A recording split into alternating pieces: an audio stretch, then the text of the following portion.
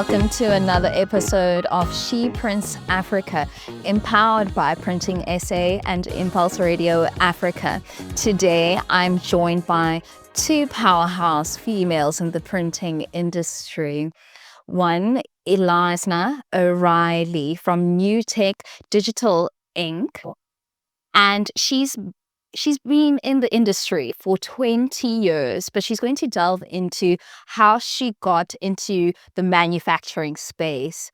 And we have Riasha Naidu from Unistar Inks, and she is a trailblazer in rewriting the rules of South Africa's printing and packaging industry. She's the MD at Unistar Inks. Ladies, these are amazing portfolios. Can you tell me how you got into the printing industry? I'm sure when you were younger, when someone asked you what you wanted to be when you grow up, I'm not sure if it was in the printing industry. So what does that look like? Or maybe if I can start, I definitely did not choose print. I think print chose me. And it's quite a funny story, actually, how it happened. So I was enrolled in the university in Free State because I'm originally from there to go and study tourism. Thank goodness I never did, because I think if I did during COVID, it would have been an epic fail. True. But, I ended up coming on holiday to Cape Town on my matric holiday. And my partner at the time, who moved down to Cape Town just after school, his stepfather had a signage company. And I desperately wanted to just get into administration, be a PA to the boss and, just be an admin lady. And, I had no experience, and he said to me, come and work for us and, get some experience, get some feelers, in terms of doing admin. And, needless to say, 20 years later, I'm still in the printing and signage industry. But how it happened was I got offered a job opportunity with one of their suppliers who sold self-adhesive media, digital print media to the signage companies. So I ended up working for them for a number of years. Moved on to a bigger distributor with bigger and more wider media brands that they used to supply. So after having worked for 15 years selling self-adhesive media and rigid substrates to signage companies, I was approached by NuTec Digital Ink. And now I look after the South African region. Just a little bit of a 360, starting at signage, going to distribution, and now at the manufacturer. So that's sort of how I got here, and needless to say, we can't get out of it. So here we are. Mm-hmm. And Riasha? So mine is a bit different. My dad is actually the reason that I fell in love with the world of print. I think one of my earliest memories of childhood is going to work with him on the weekends, and he was a print supervisor at the time. And I think I was around 7 or 8 years old. And I can remember the hum of the machines, and I can remember standing in front of, these big glass windows and being a tiny little 7-year-old child, just being in awe by it. And I think that is my earliest memory of print. But fast forward 15 years, I just finished my degree from UCT, and my dad owned Unistar Inks. And what started out as a holiday job to keep me busy was one that ended up being my calling, and one that I never quite left. And that's where my journey began, and it was organic thereafter. My growth, I started from the bottom up. My dad didn't make it easy on me. I started off as an administrator, and I worked my way up to lab technician, then general manager, commercial director, and now I'm the managing director. Ladies, those are inspiring stories. And you actually have, printing was male dominated, and both of you have a background where males actually supported you in this journey of printing. They inspired you and they nurtured the knowledge in printing. So that is quite inspiring. Another lady in the previous interview called Terry told me that her partner is actually a male, and the males actually supported her. They nurtured her. As much as it is a male-dominated industry, those males really, really took up those opportunities to give them to women in their spaces. So quite inspiring. In your journeys, were there any challenges that you experienced? What are some of the most unexpected decisions you've made that helped you break through the ink ceiling? Sure. I think, being sort of fresh out of high school, not knowing much about, self-adhesive media and, how signage really worked, a lot of the business owners at the time were all these much older men. And, I'll never forget, there was one customer in particular who I approached, and, I tried to, give him the product offering that we had at the time. And he just looked at me and he says, um, how can somebody that's 21 years of age come and tell me how to run my signage business and what product money think it's? And funny enough, I recently bumped into him now probably about 3 months ago. And, you know, the image definitely changed. The attitude towards, what he had back then versus now was two completely different things. And, I think for me, it was just knocking on the doors continuously, and learning as much about the products that I could. I think that's what sort of helped me, eventually let people actually, take me seriously. So that was probably the biggest challenge, being so young, entering an industry where, guys have had their businesses for 10, 15, 20 years. And getting them to actually realize that, I do know what I'm talking about, and, offering them solutions, not just selling them a product at the end of the day. Absolutely. And Riasha, on your side? I think for me, when I started off in the industry, also fresh out of university, I was very young. And one of the biggest challenges was constantly being underestimated, especially in the early days. And I remember going into, these meeting rooms, and I can still remember the first tender meeting I went for, and it was a huge round table. And I remember thinking, oh my God, I'm the only female in the room. But leave that, I think I'm the only person in this room that's under 40. Uh, so it was very, very, I'd say, challenging period for me in terms of trying to prove myself and to prove also that it wasn't nepotism that got me to that point, because I did have a degree behind me. It's just that, being in a family-owned business, people think that it's your rite of passage, to go into your family business. So people just assume that I was filling a seat because my dad owned the business. What they didn't see was, the sacrifices that I had to make as well. Late nights of production for learning formulations, keeping myself abreast with the latest technologies, and solving a lot of press side issues. And it meant me showing up constantly. And I think that's what led me to also wanting to do my MBA. And I did my MBA before the age of 30. Not because I needed a title, but because I wanted to sharpen my skills and understand the business at every level, and to also prove to myself and others that I earned a seat at the table. And what helped me overcome that was refusing to be boxed in. I didn't change who I was then, and I brought who I am to the table, and I led with that, and I still do. That is inspiring, to say the least, ladies. From the factory floor to the boardroom, from both ends of print spectrum, Ilisna, how have you lived? How have your lived experiences shaped the way you lead today? So that's actually a hard one. But that I think about every day. So I'm hoping I'm going to get this right. um, Yeah, I don't know. I think, for me, I've always been, I've always been very humble.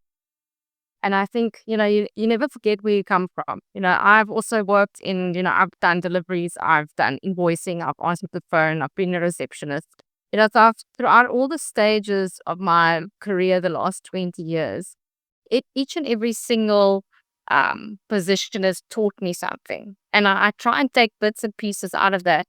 And I often still to this day underestimate myself because I don't want to put myself on a pedestal and, make myself feel like I'm the bee's knees and know it all, and I still learn every day. I am open, I listen to people.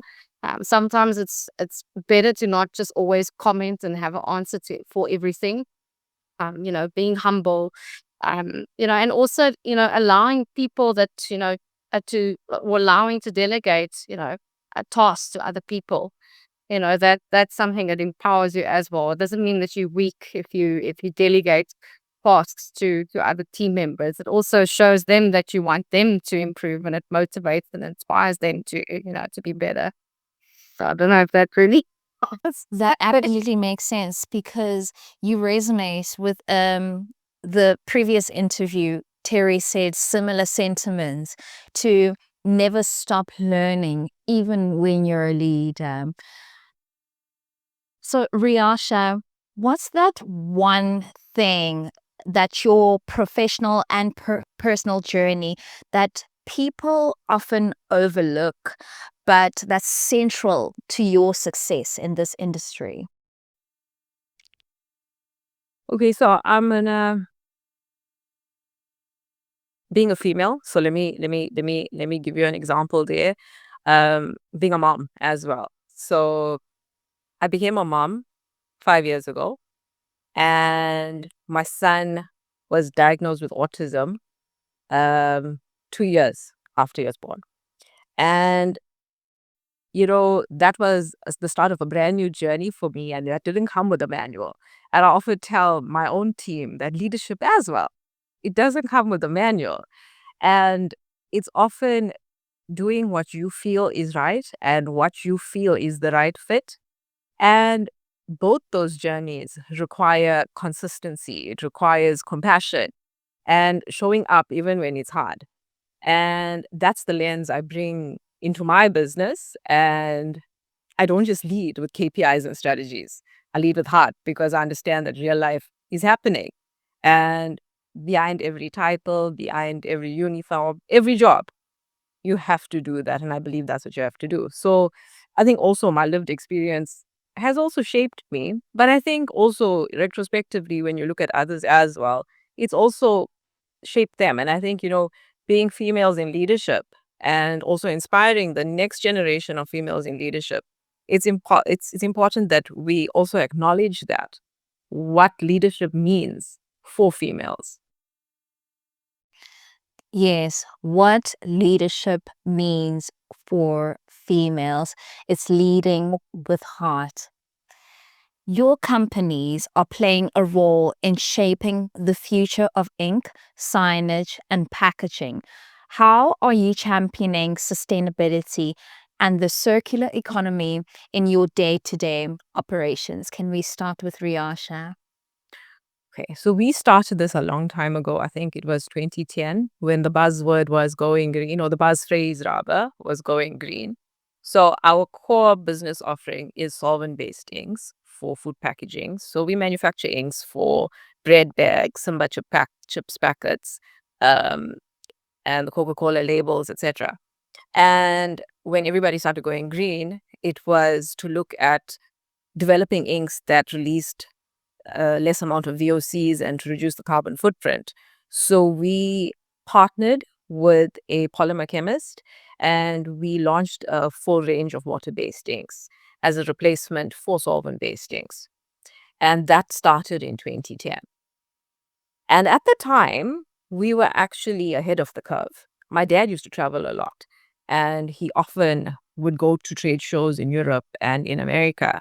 And he thought at that time was the right time to launch in South Africa. But I think we were 4 or 5 years ahead of the demand in South Africa for going green and the sustainability. And when we had launched, the market wasn't quite ready for it. But looking back on the last 5 years and post-COVID, there's certainly now a demand for it, for sustainability, for the circular economy. So from the products and our product offering, yes, we have greener technologies and more sustainable technologies as opposed to the traditional ones, which in my case is solvent-based inks. And also within our business, you everybody in especially in the manufacturing space, you want to be lean. You want to be as lean as possible. And that also aligns with the circular economy and sustainability goals, the global sustainability goals, in terms of reduce, reuse, recycle. And that's what we do in our own business. And I think by doing that, you're also championing and creating a culture of sustainability throughout your business. And I think that's what is important. And Ilisna, your side? So on our side, there's lots of things that we've looked at, with new ownership also, taking over the business in 2021, by the Cross family. They've looked at a lot of ways where we can, I don't particularly like the word sustainability and green, especially when it comes to, the industry that we work in. So I've got to be very conscious of my choice of words. But, what we do with some of our ink formulations, for example, water-based inks that are used for printing onto, sublimating garments and, bedding and curtaining. We have some of our inks tested to get certifications like the Eco Passport certifications to make sure that our inks are safe to be used onto, for contact with skin. We have some of our UV inks that have got Green Guard Gold certificate. And, I think there's so many different regulations in all the countries. But we've actually, and if I may add, the team that doesn't get enough credits, we've got a team in our regulatory departments that are mostly headed by ladies that are chemists and they have PhDs and all these, big degrees. And these guys, all they do is they look at all the regulations in the countries to make sure that our products are always adhering to these standards. Some of the things that they look at is they look 5-6 years down the line already, which, raw materials might be, banned in some cases. Our production plant's being powered by solar. We buy carbon credits from a company called, or a local initiative called Groenbos. I don't know, have all the details there, but it's something that I can maybe share with afterwards. And also in South Africa, we've got the EPR. Where we also have to think about how we can, minimize the amount of packaging that goes into, landfill. So we're having to think of ways that we can reduce, our bottles not going into individual plastic sleeves, but rather, a box with one big sleeve. And, so things that we're always looking at doing to try and minimize the waste. Opposed to having 5 liters of ink for retained samples, we're now having, half a liter of ink for retained samples. So it's just making these small changes, but at the end of the day, that makes a big difference in terms of the footprints. That is true. Is all that? It's all safety. Sorry, I thought that it was load shedding for a second. Okay, ladies, easy train of thought. Okay, ladies, what innovation are you excited about the most in your world? Riasha, you can go first. So for us, we have some cutting edge innovations. So we have conductive inks. So we formulated and we manufacture in-house conductive inks for printed electronics. So that's for printed circuitry. Namely, what we have been working on is NFC tags and RFID tags. So utilizing inks. So it's thin film technology. And that is with our locally manufactured ink.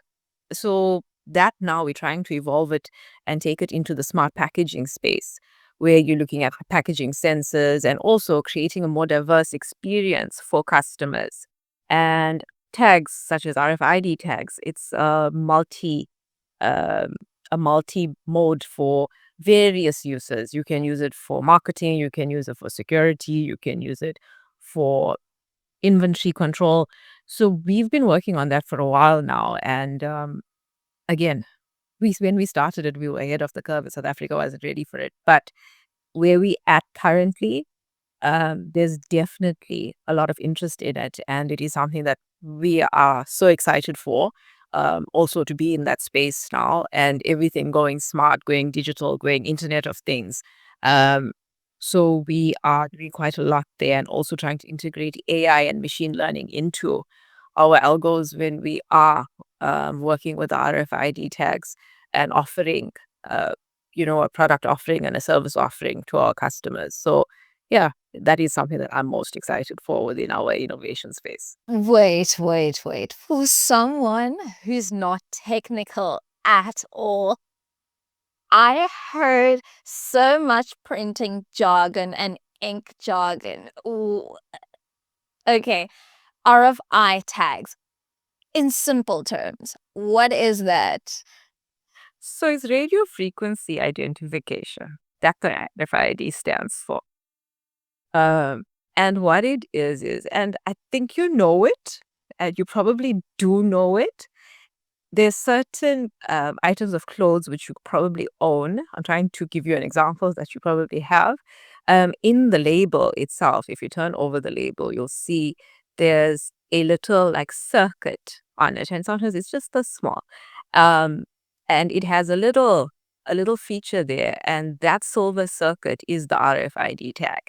And most of the times it's used for inventory management and also for stock control within the stores, and it's used as a security mechanism. So if you try to take the item out, instead of having those big chunky magnets that beep when you leave the stores, this also activates the readers.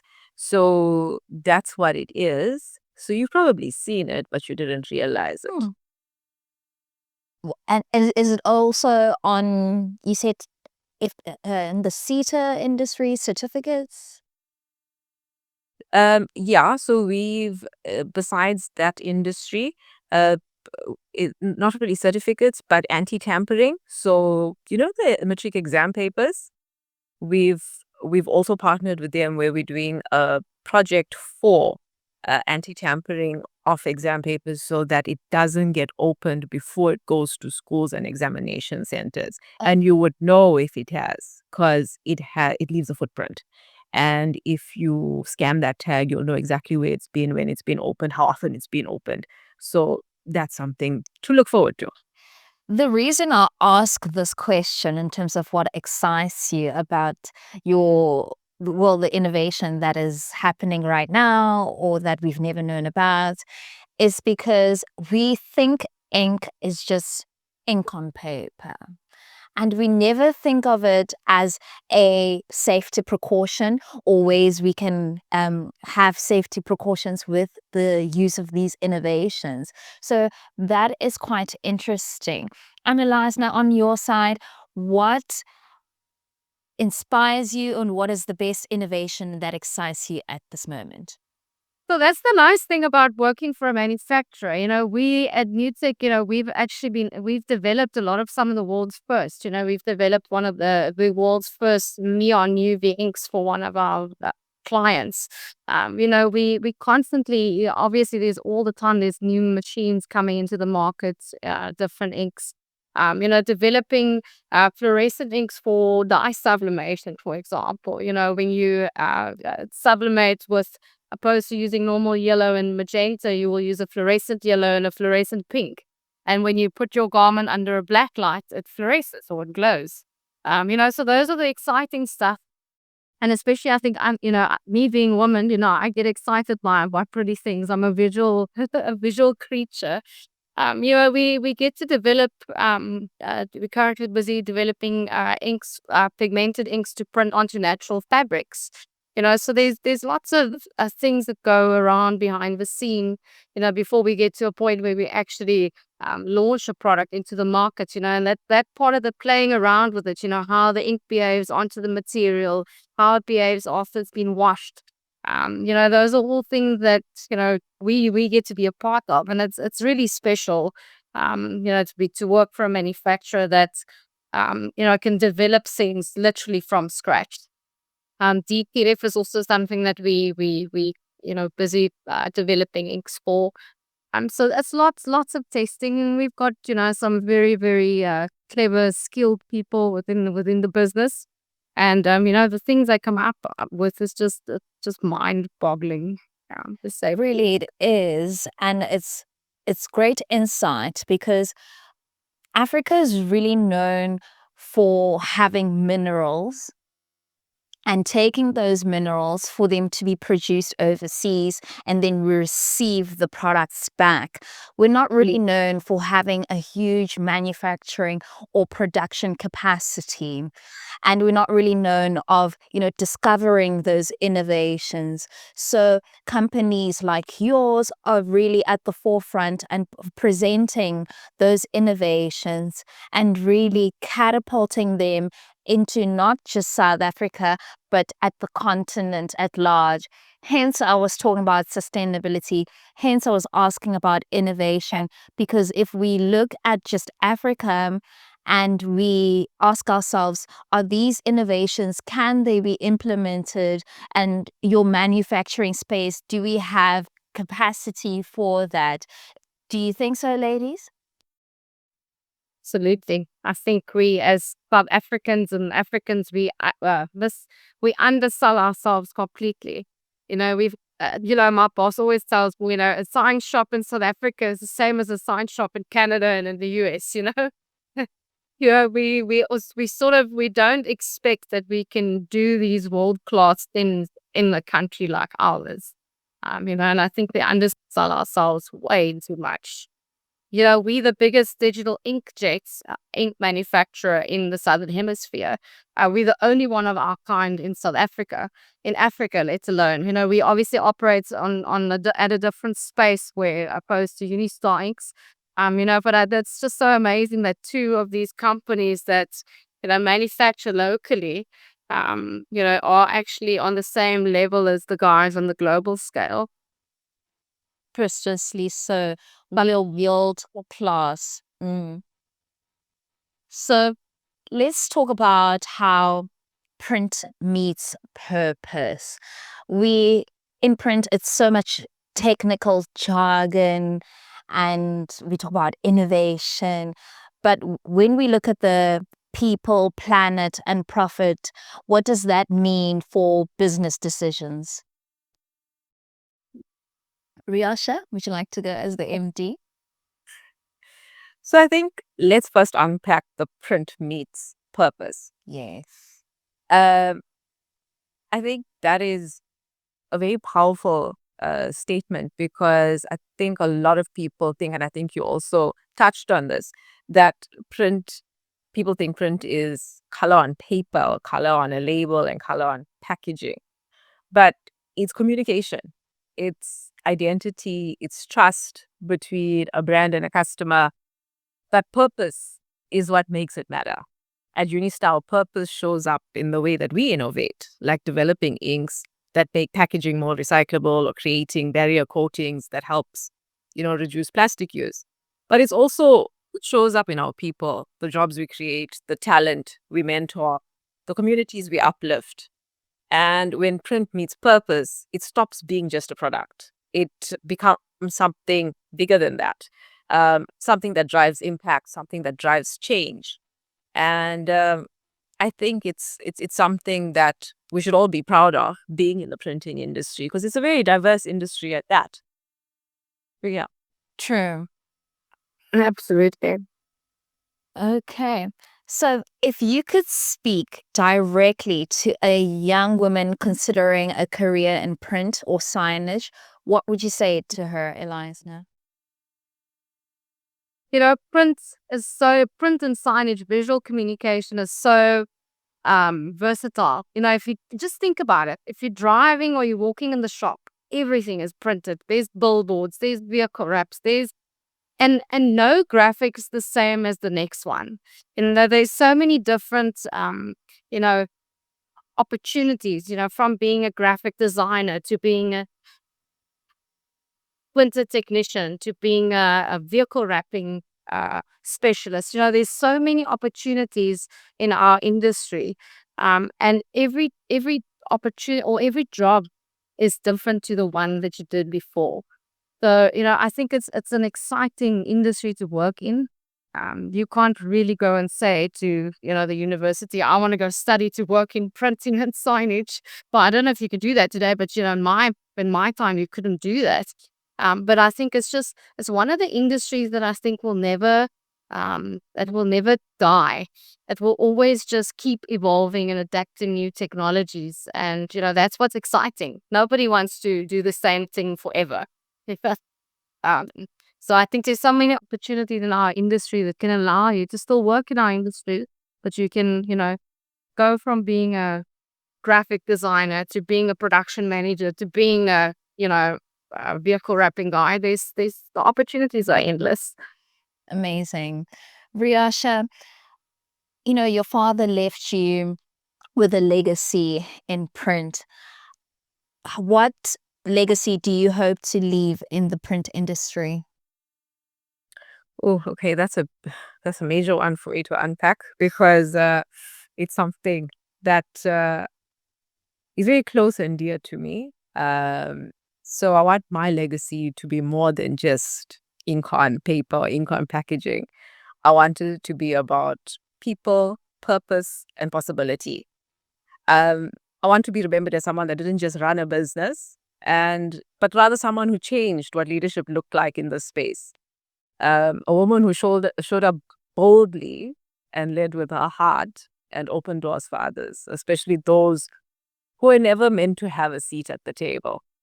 So if I can leave behind a company that's built on integrity, innovation, and impact, and one that continues to support others and develop talent and push boundaries long after I'm gone, then I know I've done something right. And more than anything, I want young women, especially those who look like me, to look at my journey and say, because she did it, I can too.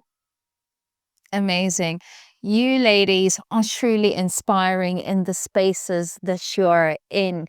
You not only show that print is just about paper, but as you discussed, Riasha, it's about integrity, it's about visual communication and the purpose at the end of the print. Thank you so much for joining me today.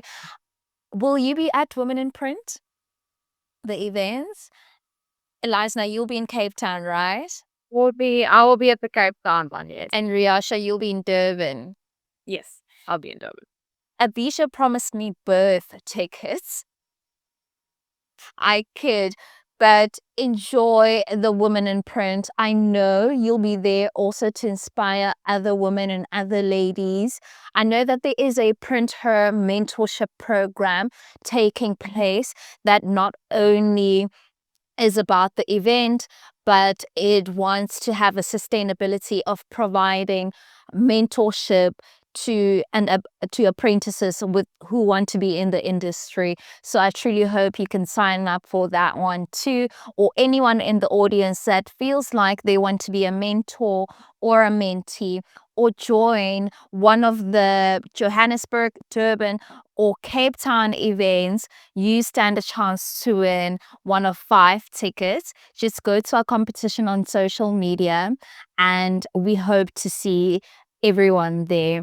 Thank you so much, ladies, for imparting your knowledge, inspiring us, and continue the work that you have been doing. Thank you so much. Thank you very much. Really appreciate the opportunity.